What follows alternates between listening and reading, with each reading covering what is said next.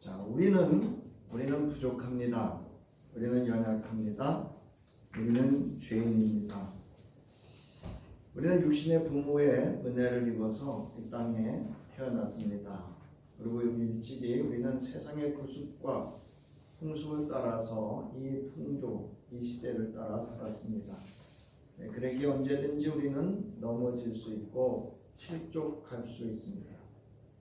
그리고 우리에게 주어진 인간의 탐욕은, 그 욕구는, 그 결핍은 그 무엇으로도 채울 수 없습니다. 그래서 오늘의 말씀의 제목은 오히려 부족함이 복입니다 라는 말씀의 제목을 가지고 오늘 시편 121편 1절부터 8절의 말씀으로 우리가 어떻게 하면 우리의 신앙과 삶을 통해서 채울 수 없는 인간의 결핍과 부족함들, 연약함들을 채울 수 있고 또 만족할 수 있고 충분히 누릴 수 있고 또 우리에게 주신 하늘의 은총 가운데에서 과유불급, 너무 과학에서 오히려 그가 화가 되거나 우리에게 문제가 되는 것이 아니라 이 충족이라고 하는, 만족이라고 하는, 우리 말 중에 적당한 또는 적절이라는 표현이 있습니다. 하나님의 은혜도 우리가 적절하게 또 적당히 그걸 잘 우리의 삶에 누릴 수 있어야 그것이 은혜가 되고 복이 됩니다. 오늘 우리가 본문을 통해서 우리가 말씀을 살펴보면서 모든 인간은 이 땅에서 살아가면서 사실 부족함 때문에 우리가 인생의 수고와 괴로움을 겪으며 살아가게 됩니다. 그리고 그 인간의 부족과 결핍은 우리로 하여금 괴로움을 줄 뿐만 아니라 때로는 고통과 또 죽음에 이르게 하기도 합니다. 아마도 우리의 신앙도 여기에서 출발하였을지도 모르겠습니다. 우리가 어떤 우리의 부족함, 연약함, 결핍, 이로 인한 고통과 괴로움으로부터 벗어나기를 바랐기 때문에 어떤 이의 복음 전도랑 또는 어떤 것들을 통해서 우리가 예수를 구주로 믿게 되는 그런 우리 신앙의 동기가 또 출발이 여기에서 될 수도 있습니다. 인간의 부족함은 낙심과 좌절, 실망과 심하면 자책과 죄책감에 빠지게 하고요. 앞서 말씀드렸듯이 죽음에 이르는 그런 상황과 병이 들게 할 수도 있습니다. 이 부족함이 인간의 탐심과 욕망으로 이 부족함이 이제 이어지게 되면 이것은 채울 수가 없습니다. 세상 그 무엇으로 채울 수 없습니다. 그러나 어떤 이들은 이 욕망을, 이 욕구를, 이 부족함과 결핍을 채우기 위해서 이웃의 것을 약탈하고 훔치고 파괴하고 죄악을 행하며 살인까지도, 살생과 또 그로 인한 그들의 가정과 삶의 자리를 파멸에 이르게 하는 그런 악행을 행하기도 합니다. 출애굽기 20장 17절에 보면 10계명 중에 마지막 계명인데요. 너희 이웃의 집을 탐내지 못한다 이렇게 되어 있습니다. 우리 세번역으로 이렇게 되어져 있는데요. 너희 이웃의 아내나 남종이나 여종이나 소나 낙이나 할 것 없이, 너희 이웃의 아내는요, 여기 동족입니다. 아주 가까운 사이를 말합니다. 아내는 가정을 의미합니다. 그리고 남종이나 여종이나 소나 낙이나 할 것 없이라고 하는 것은 물질을 의미하기도 하고요. 오늘날로 말하면 그 가족과 그에 속한 모든 것들이라고 할 수가 있습니다. 너희 이웃의 소유는 어떤 것도 탐내지 말라, 탐낼 수 없다라고 엄하게 경계해서 우리에게 계명을 주셨습니다. 이처럼 우리 인간의 모든 악행은 이처럼 탐심에서 시작된다라는 것을 알 수가 있습니다. 이것은 인간의 부족과 결핍을 채우려고 하는 이기적 탐심과 욕망에서 비롯되었다 할 수 있습니다. 자, 그런가 하면 이것이 마음의 병이 되면 열등감에 빠져서 스스로 우울이나 불안 등으로 무기력감에 빠지기도 합니다. 그런가 하면 시기와 질투, 이기적 욕망과 경쟁으로 자신의 파멸은 물론 이웃들에게까지도 그 관계나 삶을 파멸에 이르게 할 수 있는 그런 언행을 할 수도 있습니다. 자, 부족과 결핍, 과다 또는 과잉 등은 인간의 한계성을 알게 하는 지표라고 하는 것을 우리는 기억해야 합니다. 그러니까 부족이라든가 결핍, 과다, 과잉은 인간의 한계성 또는 창조의 섭리라고 하는 것을 그래서 인간의 한계성을 통해서 이 땅에서 하나님의 섭리, 창조의 섭리를 이루어가며 살도록 하신 하나님의 창조의 지혜이기도 합니다. 자, 오늘 본문에서 저자 시편 기자는 우리가 다윗으로 보는데요. 이 시편 기자는 이러한 인간의 한계의 상황에 처하게 되었음을 알아차렸습니다.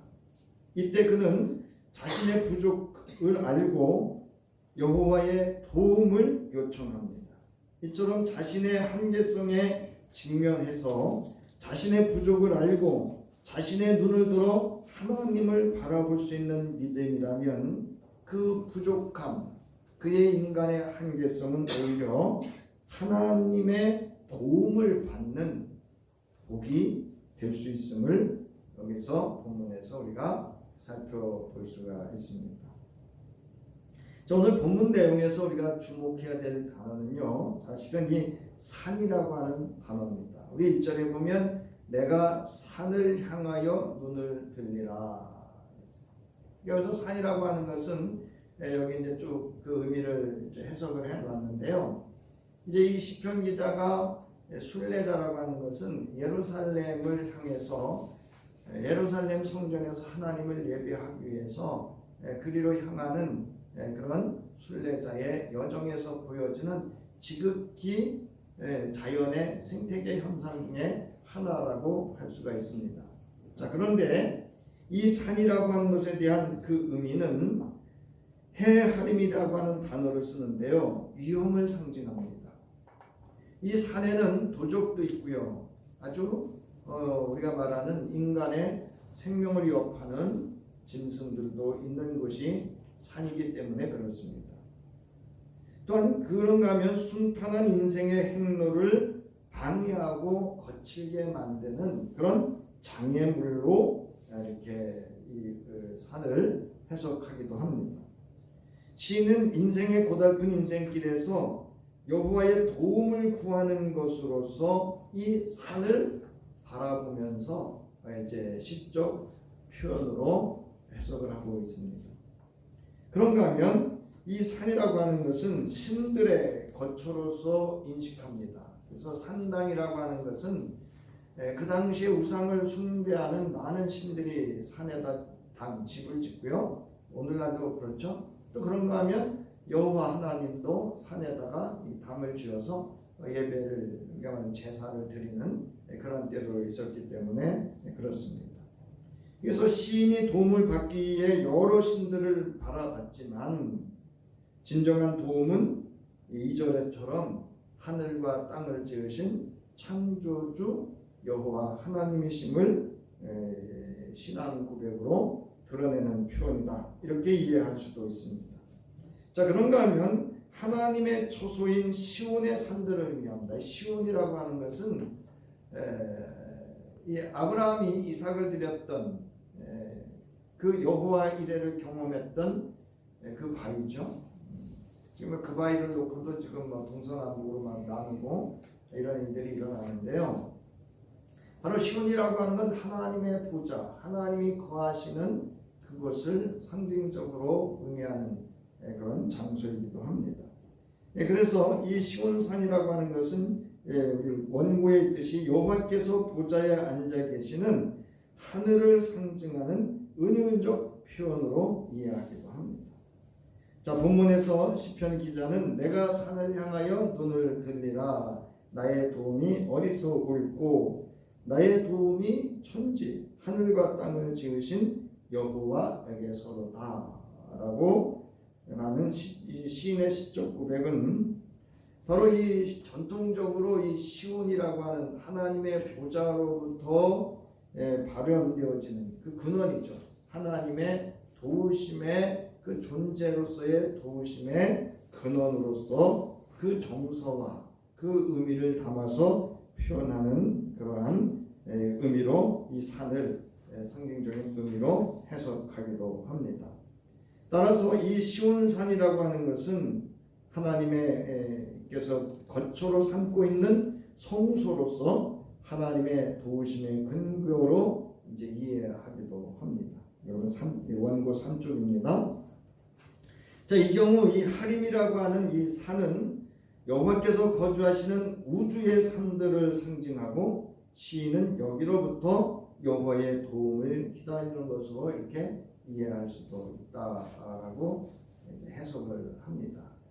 자, 그런가 하면 이런 점에서 이 산은 시인에게 순례자의 길을 걷고 있는 그 여정에 있는 이 시편 기자에게 있어서 이 산은 인생의 거침이 되는 역경을 상징하고 동시에 여호와의 도움이 오는 근원이며 피난처라는 의미를 가지는 이중적인 복선을 담고 있다라는 겁니다.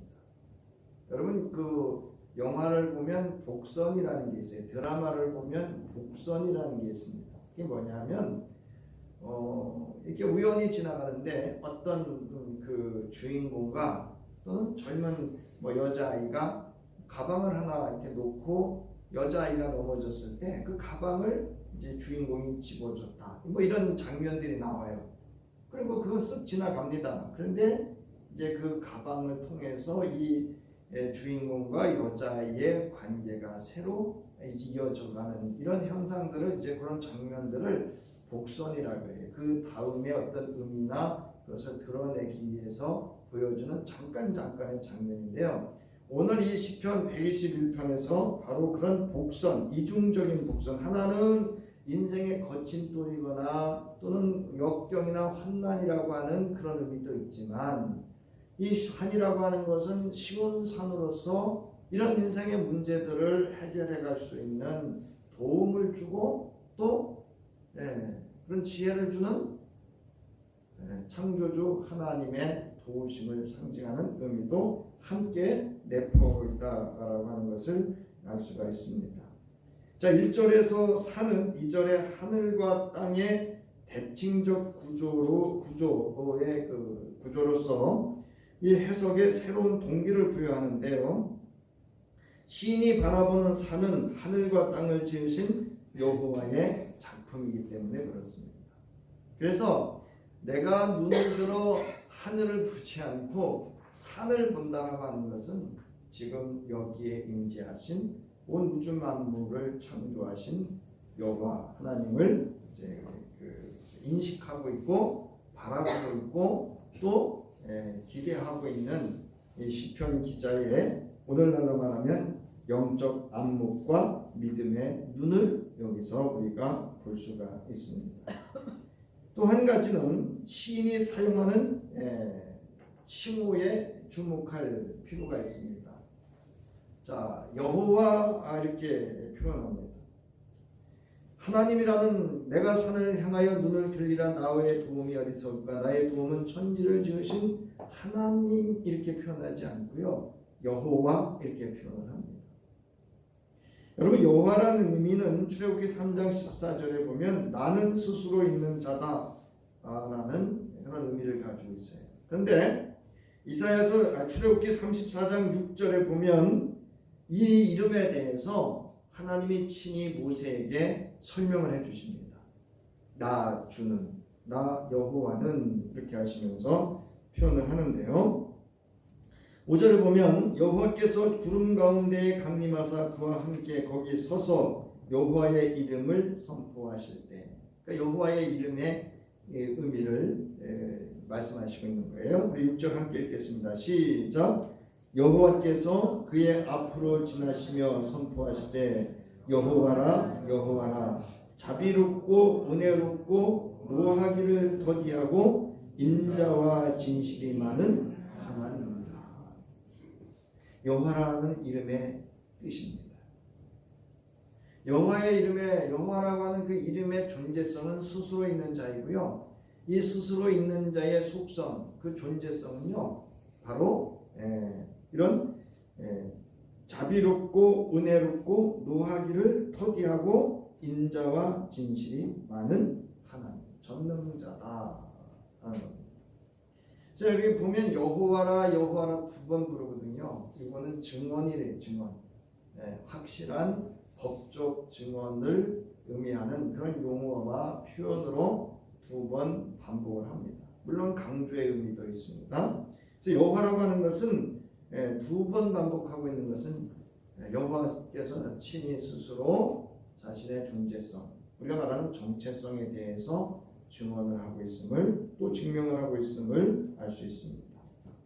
자, 자신의 한계, 즉 이런 여호와라고 하는 칭호 앞에 우리의 인간의 한계, 그리고 그 한계성을 아는 부족은 문제나 결핍이 아니라 오히려 하나님의 은혜를 경험하게 될 믿음의 동기이고요. 오히려 부족은 하나님 앞에서 우리에게 하나님의 복을 받을 수 있는 그러한 축복이고 은혜라고 하는 사실입니다. 자, 시편 기자는 시편 40편 17절에서 주는 나의 도움이시요 나를 건지시는 이시라, 이렇게 신앙 고백을 합니다. 시편 40편 16절부터 17절에 보면 그러나 주님을 찾는 모든 사람은 주님 때문에 기뻐하고 즐거워할 것입니다. 주님께서 구원하여 주시기를 바라는 사람은 쉬지 않고 이르기를 주님은 위대하시다 할 것이다. 이 고백이 저와 여러분의 고백이기를 주의 이름으로 축원합니다. 주님은 위대하시다. 우리 일상과 삶에서 이러한 고백이 늘 있어야 합니다. 자, 17절을 보면 나는 불쌍하고 가난하지만 주님, 즉 여호와는 나를 생각하여 주십시오. 주님은 나를 돕는 분이시요 나를 건져주는 분이시니 나의 하나님 지체하지 말아 주십시오 라고 시편 기자는 자신이 경험한, 자신이 알고 있는 여호와 하나님에 대해서 요청을 하고 있습니다. 자, 시편 기자는 자신의 인생에 뜻하지 않은 장애물과 막힘 또는 환난과 핍박 속에서 자신의 부족과 연약함에 좌절하지 않고 오히려 여호와 하나님만을 의지하며 자신의 완전한 도움이 되심을 신앙으로 고백합니다. 여러분, 이게 믿음 아니겠어요? 우리는 조금 잘 나가면 이러다가 조금 뭐가 불편하고 안 되면 불평을 늘어놓기 시작합니다. 우리 인생이요, 불평하기 시작하면요, 불평할 거리만 보고요, 불평만 말하게 됩니다. 안 되는 것을 찾기 시작하면요, 안 되는 것만 나와요. 그러나 되는 것을 찾고요, 감사한 것을 찾고요, 우리에게 주시는 하나님의 은혜를 찾기 시작하면 주님은 위대하시다라고 고백할 수밖에 없음을 믿으시기를 바랍니다. 여러분, 아버지의 심부름으로 전쟁터에 있는 형을 만나러 왔던 다윗은 전쟁의 경험도 없었습니다. 그래서 이 어린 다윗은요, 갑옷을 입혔지만 그 갑옷을 입을 수가 없었어요. 자, 그럼에도 불구하고 이 어린 다윗은 브레셋 장군 골리앗과 맞서 싸우러 나아가고자 합니다. 여러분, 이 골리앗 장군은 가드 사람이라 해요. 가드 사람은 누구냐면 아낙 자손으로서 이 자손들은요, 이 자체가 장대합니다. 사람들이, 남자들이 장대해요. 크고 아주 이렇게 군인처럼 이렇게 싸움에 능한 사람처럼 된 후손들이에요. 그래서 여러분, 이 골리앗 장군의 키가요 6규빗 한 뼘이면 이 손 요거거든요. 한 3-40cm 정도 되는데 여기서 여기거든요. 한 규빗이 30에서 40cm로 보는데요. 그 당시 키로 2m 80입니다. 상상이 가세요, 여러분? 1m 80도 큰 키인데요. 2m 80이요. 자, 그런가 하면 갑옷의 무게만 약 57.5, 60kg이 됩니다. 근데 이게 철로 되어 있는 게 아니고요. 이렇게 무명이나 이렇게 이제 실 같은 걸로 이렇게 짜서 이렇게 만든 거죠. 자, 그런가 하면 그를 위해서 방패든 자를 세워 가지고 나오는 사람이에요. 워낙 크니까 그를 막아줄 방패를 들고, 그래 그가 든 칼이 또 얼마나 크겠어요. 자, 이런 그 골리앗을 향해서 다윗에게 있었던 그 골리앗을 맞서러 나갔던 그의 손에는 막대기, 그리고 시내에서 메꾸러온 돌 5과 거기서 골라서 5개, 그리고 자기 목자의 제구, 곧 주머니에 넣고 손에 물매를 가지고 블레셋 사람에게로 자신의 실력과 능력이 아닌 오직 하나님의 도움을 확신하고 그를 향해서 맞서 대결하려고 나아갑니다. 이를 바라본 그 골리앗은요, 그를 조롱하고 비웃습니다. 이 성서에 보면 뭐라고 표현되어 있냐면요, 다윗이 어리고 붉고 잘생겼다 그래요. 아름답다 이렇게 봐요. 그 어린 아이의 그 아름다움이죠. 그래서 그를 조롱하고 비웃고 없인 여기고요. 나아가서 다윗의 신 하나님 여호와 하나님을 저주하기도 합니다.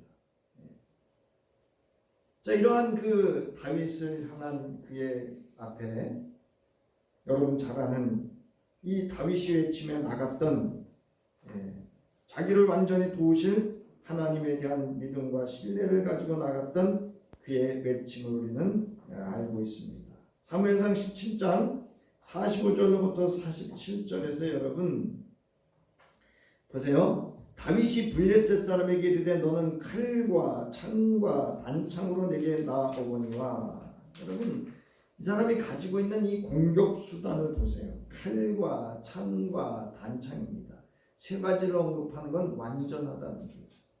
그리고 앞서서 말씀드렸듯이 그는 기드온 사람이고요. 키도 그렇고요. 그가 가진 갑옷, 그 다음에 그를 방패해주는 그 사람들. 나는 만군의 여호와 이름 곧 네가 모욕하는 이스라엘 군대의 하나님의 이름으로 내게 나아가노라. 오늘 여호와께서 너를 내 손에 넘기시리니 내가 너를 쳐서 내 목을 베고 블레셋 군대의 시체를 오늘 공중의 새와 땅의 들짐승에게 주어 온 땅으로 이스라엘 하나님이 계신 줄 알게 하겠고 또 여호와의 구원하심이 칼과 창에 있지 아니함을 이 무리에게 알게 하리라. 전쟁은 여호와께 속한 것인지 그가 너희를 우리 손에 넘기시리라. 우리는 세상을 살아가면서 우리에게 여기 나오는 칼, 창, 단창이 있느냐 하는 거죠. 그러나 다윗은 어린 목동으로서 자신의 일상과 삶에서 능히 익숙하게 익혔던 그런 막대기와 또 목자의 제구와 매끄러운 돌 5개로 하나님을 의지하고 전쟁터에 그 골리앗 장군을 맞서 상대했다라는 것을 우리는 주목해야 됩니다. 이것은 여러분 다윗이 어떤 자신의 실력과 능력, 경험이 아니었습니다. 오직 누구를 의지하고요? 나를 완전하게 도우실, 나는 부족하고 연약하고 이 전쟁에서 실패할 수밖에 없는 그런 존재이지만 온 우주 만물을 창조하시고 전쟁의 주관자이신 여호와, 그분은 나를 도우셔서 승리케 하실 것이라는 믿음의 확신을 가지고 있었기 때문입니다. 여러분 이 이야기가 먼 옛날 그저 다윗이 했던 일이기 때문에 오늘날 나와 아무 상관이 없다 생각할 수 있지만 여러분 오늘날 우리의 세상은요 골리앗과 같은 세상입니다. 그래서 여러분 주목해야 될 게 이런 세상에서 그럼 나는 아무것도 아니요? 믿음만 아닙니다. 내가 가지고 있는 그 내 일상과 삶 속에서 갈고 닦았던 목자가 목동이 그 양들을 지키기 위해서 행했던 그 자기의 아주 자그마한 실력과 능력이었지만 그것이 하나님 손에 붙잡힌 바 되었을 때는 적의 장군을 넘어뜨리고 이스라엘 백성들을 구원하는 전쟁을 승리케 하시는 하나님을 경험하게 됐다는 사실입니다.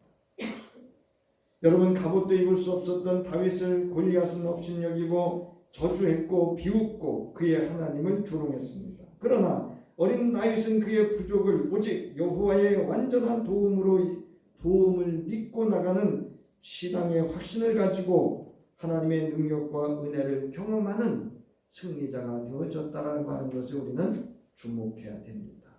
이러한 믿음 될 수 있기를 주의 이름으로 축원합니다. 우리는 도전도 안 해봐요. 믿음으로. 이사야서 41장 10절 내가 너와 함께 있으니 두려워하지 말아라. 내가 너의 하나님이니 떨지 말아라. 내가 너를 강하게 하겠다. 내가 너를 도와주고 내 승리의 오른팔로 너를 붙들어 주겠다 라고 말씀하셨습니다. 이 말씀이 저와 오늘 내게 주신 말씀으로 받으시기를 주의 이름으로 축원합니다. 자, 우리 본문을 적용해 보면 나의 도움은 어디서 올고 함께 시편 기자는 자기 스스로에게 묻습니다. 이 물음에 대해서 그는 답을 합니다. 2절에 보면 나의 도움은 천지를 지으신 하늘과 땅을 지으신 여호와에게서로다 라고 합니다. 이 오늘 시편 기자의 이 고백이 저와 여러분의 고백이기를 주의 이름으로 축원합니다. 우리의 도움, 나의 도움은 여러분 말씀으로 온 우주 만물을 창조하신 전능자 또 전지하신 하나님으로부터 나는 것입니다. 여러분 하늘과 땅을 지으신 여호와께서 그 도움이 온다 시편 기자는 말합니다. 순례자인 시편 기자는 창조주 하나님에 대한 철저한 신뢰의 믿음을 가지고 있었습니다. 이는 우리의 일상에서의 여호와 하나님을 믿는 믿음의 동기이고 우리 신앙의 과정이고 신앙의 결과의 확신이어야 합니다. 여러분 기복신앙과 도움을 구하는 신앙의 차이가 있습니다. 기복신앙은요 자기만을 위해서 구하는 거예요.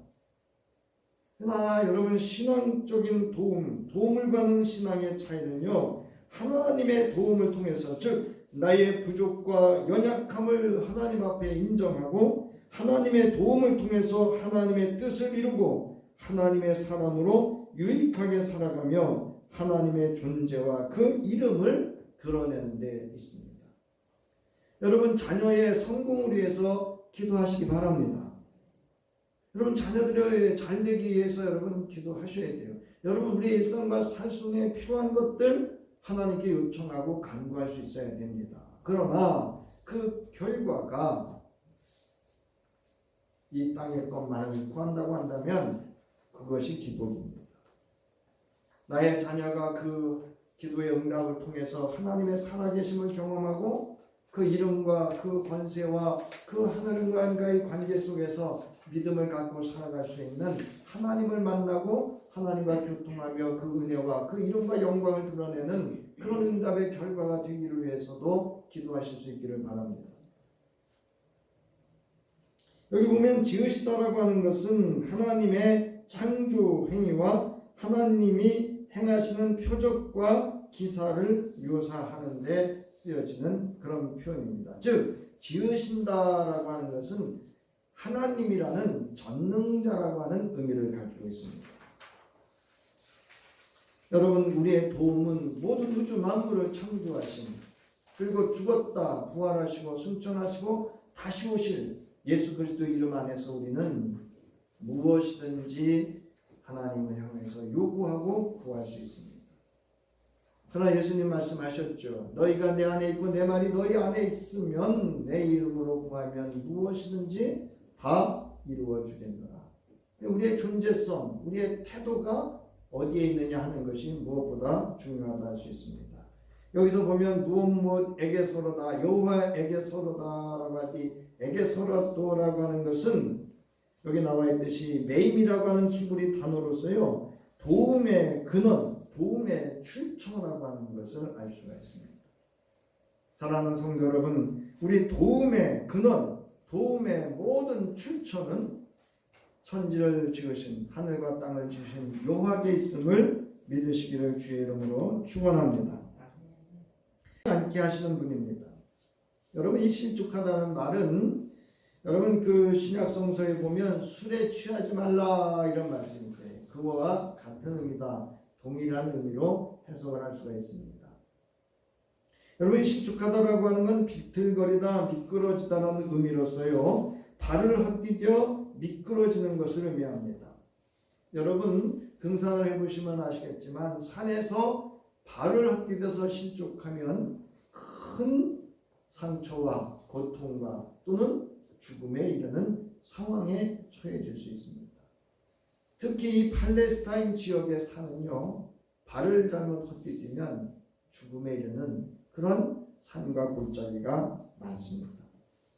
그래서 이래 실족한다는 것은 곧 죽음으로 떨어지는 상황을 의미하는 것으로서 하나님께서는 자기 백성이 실족하는 것을 두고 보지 않고 붙잡아 주시고 그 생명을 살려주는 분임을 강조해서 표현하고 있는 그런 말씀입니다.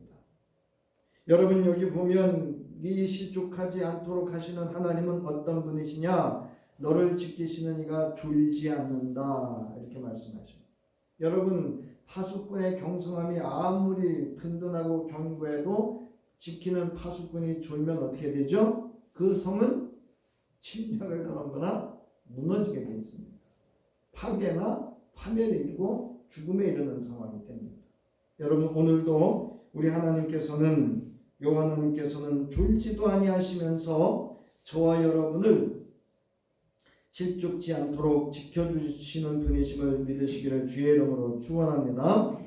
두 번째로 여러분 보세요. 나를 보호하시는 하나님.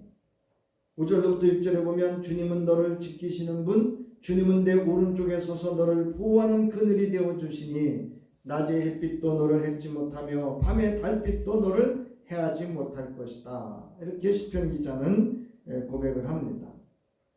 여러분, 여호와는 너를 지키시는 자라 거듭해서 이 시편 기자가 말하면서 너를 보호하는 그늘이 되어 주신다 이렇게 말씀하셔요. 여기서 그늘이라고 하는 이 단어가 보호하다, 방어하다 이런 의미를 가지고 있습니다. 그래서 세번역은 이 의미를 담아서 보호한다 이렇게 했고요. 개역 개정에는 그냥 그늘이 되어 주신다 이렇게 번역을 하고 있습니다. 여러분, 하나님께서는 낮의 햇빛, 여러분 우리가 지금 이 낮의 햇빛이 우리가 경험하는 거하고요, 이 팔레스타인 지역에서 경험하는 낮의 햇빛은 다릅니다. 이번에 이태리 갔을 때 가이드가 하던 말이 있어요. 여기에 그 낮의 햇빛은 청바지도 그 자외선이 뚫습니다. 그러니까 양산을 꼭 준비해 주세요. 바지를 잘 입고 오세요. 이렇게 부탁을 하더라고요. 자, 그리고 여러분, 밤에 달도 그를 해치 못한다라고 하는 것은 언제나 졸지도 주무시지도 아니하시는 하나님의 그 눈동자로 우리를 지켜주시고 보호해 주시는 하나님의 능력을 나타내는 표현입니다. 여러분, 이사야서 25장 4절을 보면 참으로 주님께서는 가난한 사람들의 요새이시며 공경에 빠진 불쌍한 사람들의 요새이시며 폭풍우를 피할 피난처이시며 떼역볕을 막는 그늘이십니다. 시편 36편 7절을 보면 하나님 주님의 한결같은 사랑이 어찌 그리 값집니까? 사람들이 주님의 날개 그늘 아래로 피하려 sup습니다. 여러분, 이쪽 지역의 특징이 뭐냐면요, 우리는 여름에 그늘에 들어가면 좀 이렇게 시원하긴 하지만요, 이쪽 지역은요 그늘에 들어가는 순간 냉장고예요. 햇빛에 나오면 그냥 열탕입니다. 거기는 뭐 하지 않냐면 이렇게 우리처럼 습하지가 않아요. 건습하기 때문에 그늘에 가면 냉장고, 이쪽에 가면 그냥 그 태양볕에 그냥 살이 그냥 막 익을 것 같은 그런 고통을 경험하게 됩니다. 자, 여기 네 우편이라고 하는 것은요, 손을 뜻하는 야두와 오른편을 뜻하는 야민이 결합된 단어로서 하나님의 보호하심을 강조하는 표현입니다. 그러니까 여러분들이 이런 걸 기억을 해 두셨다가 성서를 읽을 때 하나님께서 내 우편에서 내 오른손으로 이렇게 할 때는 하나님의 보호하심과 또 오른손은 능력 또는 구원을 의미합니다. 그래서 그 능력과 구원의 손길로 우리를 보호하여 주신다는 의미를 여러분들이 성서를 읽으면서 적용하시면 말씀을 통해서 은혜를 경험하게 될 겁니다. 또한 이 우편이라고 하는 것은 힘을 준다 이런 의미도 있습니다. 그래서 여러분 24장 이사야서의 40장 31절에 보면은요, 오직 주님을 소망으로 삼는 사람은 새 힘을 얻으리니 독수리가 날개를 치며 솟아오르듯 올라갈 것이요 뛰어도 지치지 않으며 걸어도 피곤하지 않을 것이다. 이 하나님의 우편에서 그를 돕는 또 그의 그늘이 되어주시는 은혜입니다. 시편 23편 3절로부터 4절을 보면 나에게 다시 새 힘을 주시고 당신의 이름을 위하여 바른 길로 나를 인도하십니다. 내가 비록 죽음의 그늘 골짜기로 다닐지라도 주님께서 나와 함께 계시고 주님의 막대기와 지팡이로 나를 보살펴 주시니 내게는 두려움이 없습니다. 사랑하는 성도 여러분, 우리가 어떤 상황, 어떤 삶의 처지에 있을지라도 주님은 누구와 함께 계시고요? 예? 나와 함께 계시고 또 나를 보살펴 주시는 분이심을 믿으시기를 바랍니다.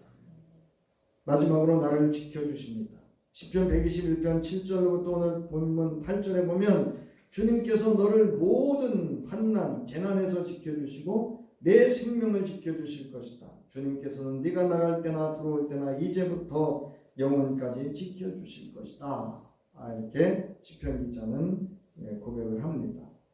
여기서 여호와 하나님의 보호하심이라는 주제를 거듭해서 강조해서 보여주고 있음은 하나님에 대한 자신의 견고한 믿음을 보여줄 뿐 아니라 하나님의 보호하심, 지켜주심에 대한 경험과 확신을 드러내는 표현입니다.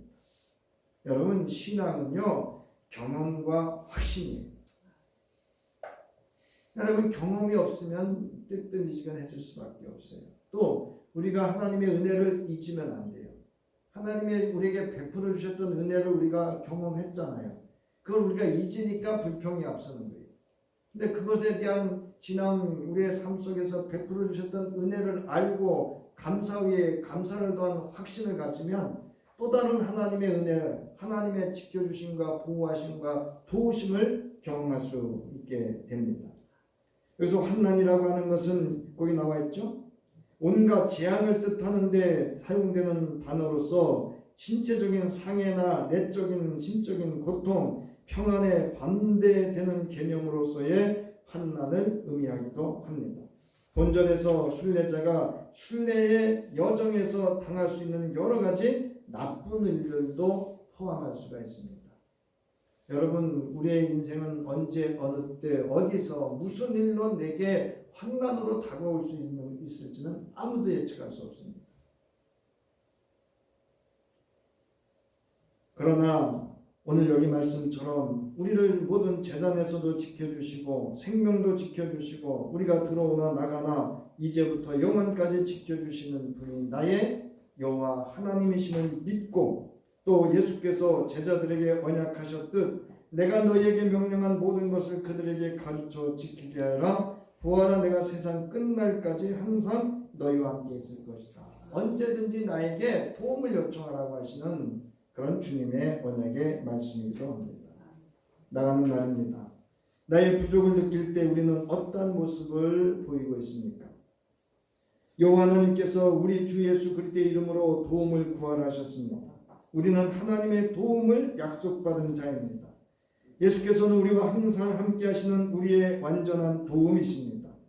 아버지 하나님이 나의 보호자이고 지키시는 지금부터 영원까지 우리의 출입을 지키시는 나의 창조주이십니다. 이제 오늘 본문의 시편 기자의 이 본문을 우리가 천천히 함께 읽고 오늘 본문 말씀을 설교를 마치도록 하겠습니다. 우리 성서 본문 다시 한번 내게 주신 말씀으로 우리 천천히 함께 읽겠습니다. 시작. 내가 산을 향하여 눈을 들리라. 나의 도움이 어디서 올까? 나의 도움은 천지를 지으신 여호와에게서로다. 여호와께서 너를 실족하지 아니하게 하시며 너를 지키시는 이가 졸지 아니하시노로다.